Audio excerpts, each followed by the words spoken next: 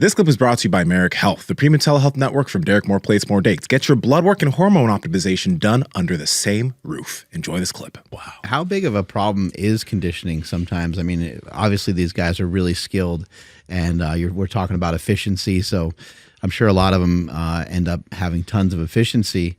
But how big is the conditioning part of MMA? I mean, it seems like it's almost everything. It is everything. So really, and here's the thing: everyone knows what strength is, right? Strength is how many times, how much can I lift or how many reps can I get. That's strength. People know strength. Okay, what's power, right? What's my vertical jump? What's my 10-yard sprint or whatever? We know what power looks like. But when you talk about conditioning, people have different ways of thinking about it. Like when you see it, but how do you define it? And the way that I tend to look at it is how effectively can you use your skill from the start to the finish of a competition? It's how can you use your fitness to do something, right? So that's a great way of looking at it, because then hopefully you won't go too far outside of that. Like there's no reason for you to run a marathon if you're doing these 5-minute fights, probably. Right? Yeah, so I would say we can talk about fitness as like having the tools. So fitness is like having a high VO2 for a fighter. Fitness is having mobility and having strength. These are all fitness qualities. But you still have to be able to use those fitness qualities to do something. And in fighting context, it's, the actual combat. So I'd say it's like, okay, if I want to build a house, I have to have tools and I have to have the materials and I have to have all these things, but it doesn't mean I know how to build a house. I still have to learn how to actually build the damn house. That's what conditioning really is to me. I can have high VO2, I can have good muscle strength, I can have good mobility and movement. If I don't know how to put those pieces together within the context of a fight, then my conditioning is going to be shitty and I'm not going to be able to use my skills very effectively. I'm going to gas out.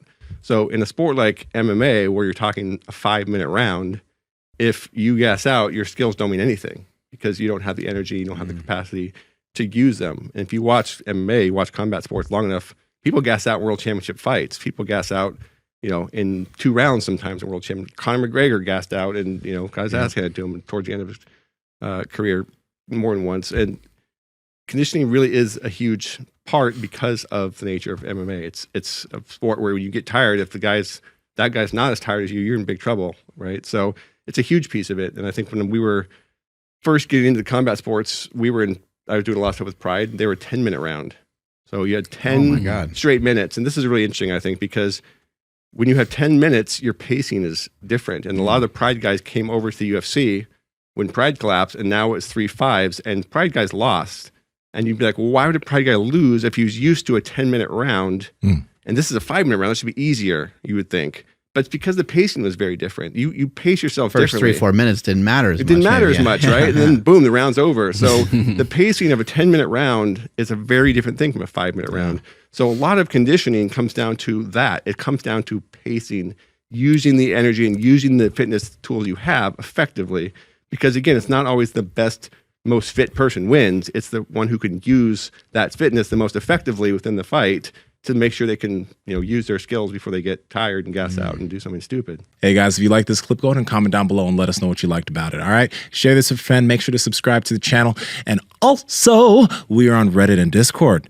All that's down below. All our sponsors and everyone that supports us down below there too, so you can get whatever you like from us. All right, peace.